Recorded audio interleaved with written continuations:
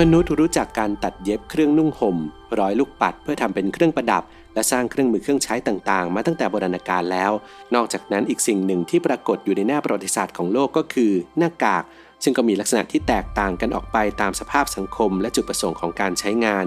ดังนั้นแล้วเรื่องราวทั้งหมดจะเป็นเช่นใดเชิญหาคำตอบได้ในหน้ากากในประวัติศาสตร์โลก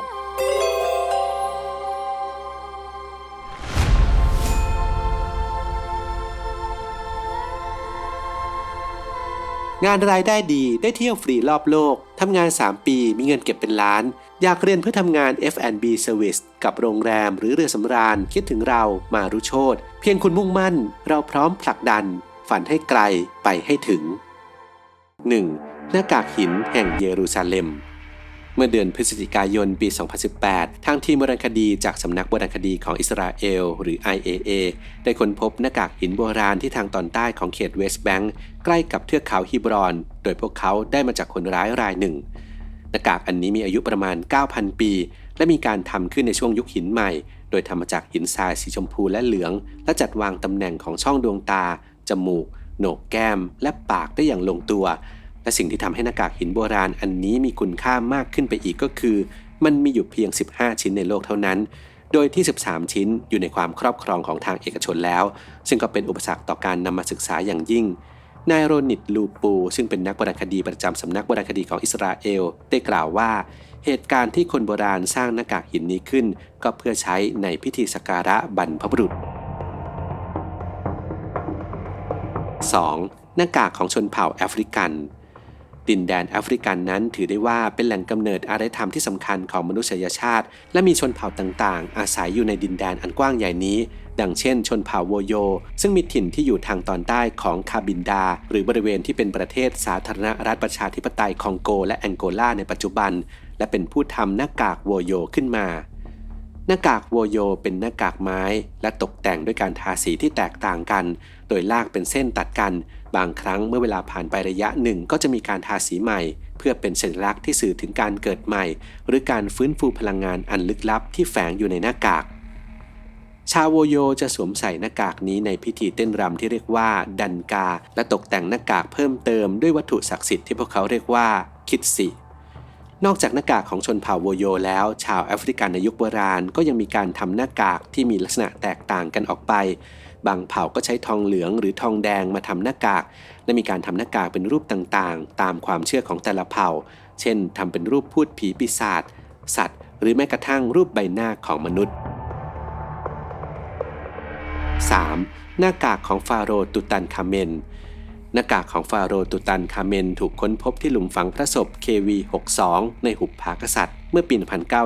1925 โดยนักโบราณคดีที่ชื่อว่าฮาร์วาร์ดคาร์เตอร์ปัจจุบันถูกเก็บรักษาไว้ในพิพิธภัณฑ์อียิปต์กรุงไคโรหน้ากากของฟาโรห์ตุตันคาเมนมีลักษณะคล้ายกับเทพโอไซริสซึ่งเป็นเทพเจ้าแห่งชีวิตหลังความตายมีความสูง54เซนติเมตรหนักมากกว่า10กิโลกรัมและตกแต่งด้วยหินมีค่าส่วนที่บริเวณไหล่ของหน้ากากนั้นมีการสลักคาถาโบราณจากคัมภีร์มรณะด้วยภาษาอียิปต์โบราณนักโบราณคดีตั้งสมมติฐานเอาไว้ตั้งแต่ปี 2001 ว่าหน้ากากของฟาโรห์ตุตันคาเมนชิ้นนี้แท้ที่จริงแล้วอาจจะมีการทำขึ้นเพื่อเจ้าหญิงเนเฟอร์เนเฟรูอาเตน 4. หน้ากากทองคำของอากาเมมนอนอากาเมมนอนคือกษัตริย์แห่งอารยธรรมไมซิเนียนปรากฏบทบาทสำคัญอยู่ในมหากาพย์อีเลียดของมหากวีโฮเมอร์โดยที่อากาเมมนอนคือกษัตริย์ผู้นำกองทัพของกรีกไปพิชิตกรุงทรอยซึ่งเรื่องราวอันเกี่ยวกับสงครามและม้าไม้แห่งกรุงทรอยนั้นก็คงเป็นสิ่งที่เราได้ยินอยู่บ่อยครั้ง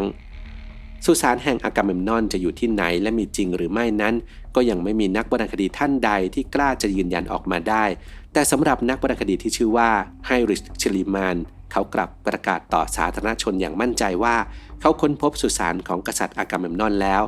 นอกจากนั้นสิ่งที่เขาค้นพบที่สุสานแห่งนี้ก็คือหน้ากากทองคำของอากาเมมนอนซึ่งวางอยู่บนใบหน้าของศพที่เชลิมานมั่นใจว่าเป็นศพของราชาพระองค์นี้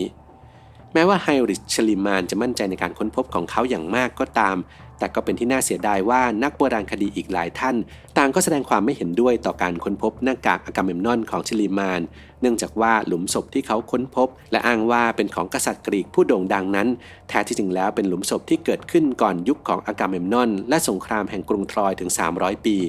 ดังนั้นแล้วคำกล่าวอ้างของไฮริชชิลีมานจึงคลาดเคลื่อนจากความเป็นจริงแต่ถึงอย่างนั้นหน้ากากทองคำที่ชิลีมานค้นพบนี้ก็มีคุณค่าทางประวัติศาสตร์ที่น่าสนใจอย่างยิ่ง 5. หน้ากากของซามูไร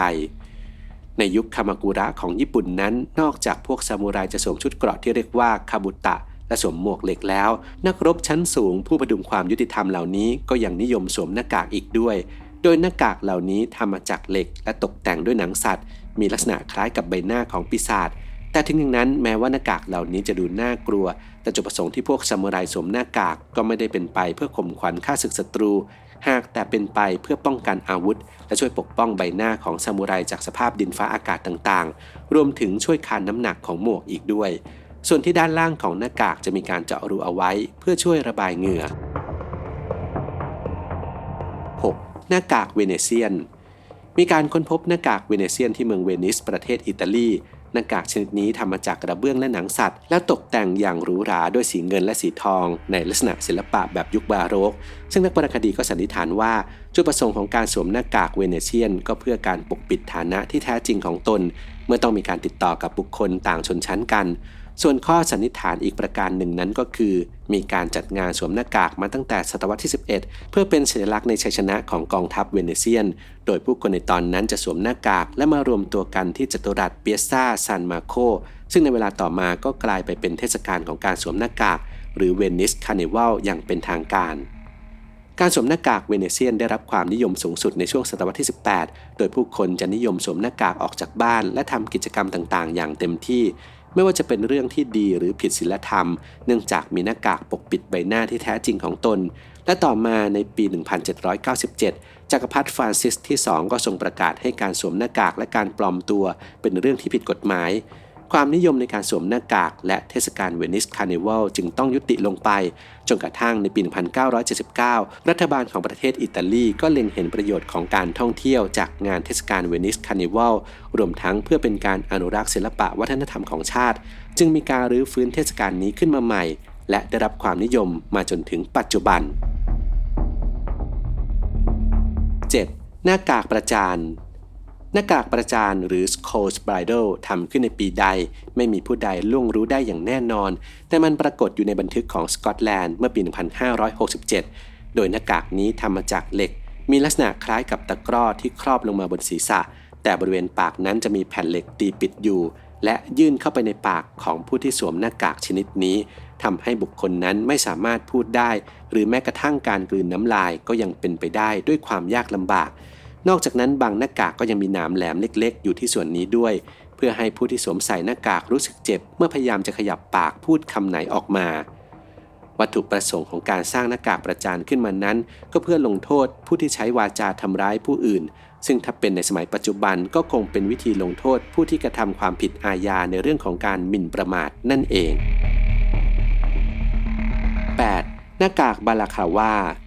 หน้ากากบาลาคาวาหรือหน้ากากไหมพรมหรือที่เรียกกันอย่างง่ายๆว่าหมวกไอโม่งนั้นมีการสันนิษฐานกันว่ากองทัพของอังกฤษเป็นผู้นำหน้ากากชนิดนี้มาใช้เพื่อป้องกันหิมะและอากาศอันหนาวเหน็บในสงครามไครเมียและชื่อของหน้ากากบาลาคาวาก็มีที่มาจากชื่อเมืองบาลาคาวาซึ่งเป็นชื่อเมืองหนึ่งของแคว้นไครเมียแม้ว่าหน้ากากบาลาคาวาจะดูเป็นหน้ากากที่พวกโจรหรือผู้ก่อการร้ายนิยมใช้ก็ตามแต่แท้ที่จริงแล้วมันกลับมีที่มาตามที่ได้กล่าวไว้แล้วหน้ากากเครื่องแต่งกายที่มีหลายรูปแบบและมีวัตถุประสงค์ของการใช้งานที่แตกต่างกันไปบางครั้งเป็นไปเพื่อความรื่นเริงและสวยงามหากแต่บางครั้งก็เป็นไปเพื่อปกปิดใบหน้าของผู้ที่สวมใส่ในการทำภารกิจสำคัญแต่กระนั้นก็ตามหน้ากากแห่งความเสแสร้งที่คนในปัจจุบันสวมใส่กันอยู่ก็คงเป็นหน้ากากที่น่ากลัวมากที่สุดครับ